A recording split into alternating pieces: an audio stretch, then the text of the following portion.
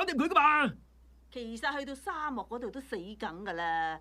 如果佢翻嚟，自殺佢咯。啱聽見未啊？你夠膽翻轉頭就死梗！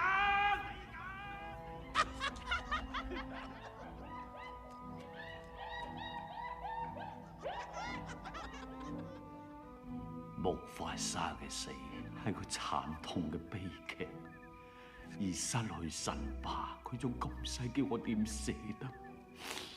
真係好難接受呢個事實，所以我帶住沉重嘅心情繼承皇位。